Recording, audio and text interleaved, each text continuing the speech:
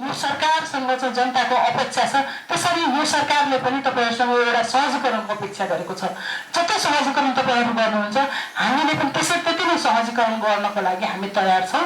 तपाईँहरूका समस्या समाधान गर्नको लागि नै हामीले धेरै कुराहरू गरिराखेका छौँ र हामीले चाहिँ सकेसम्म समयमै कसरी दुधलाई चाहिँ दुग्ध क्षेत्रलाई चाहिँ अगाडि बढाउन सकिन्छ भन्ने हिसाबमा चाहिँ एकदमै धेरै काम गरिराखेको, प्रायोरिटीमा राखेरै काम गरिराखेको कुरा चाहिँ तपाईँहरूलाई कति कुरादेखि नै राख्नु भएको छ, कति कुरा हामीले काम पनि गरिराखेका छौँ।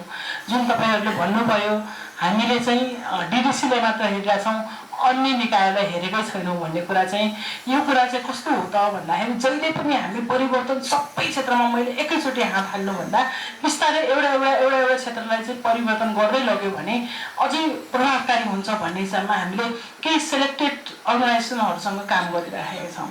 सर्वप्रथम डिडिसी त राज्यको संयन्त्रभित्र परेको संस्था हो। जब राज्यले आफ्नो संस्थाले सुधार गर्न सक्दैन भने अरू कसलाई सुधार गर्छ भन्ने फेरि छुट्टै खालको त्यो हामीलाई चाहिँ त्यो खालको आक्षेप आउने भएको हुनाले सबैभन्दा पहिले हामी आफ्नो भाँडो सुधारौँ, पहिले आफूभित्र सुधार गरौँ, त्यस पछाडि हामी कसरी जान सकिन्छ त प्राइभेट सेक्टरसँग। यसको मतलब प्राइभेट सेक्टरलाई नकारेर गएको अवस्था छैन।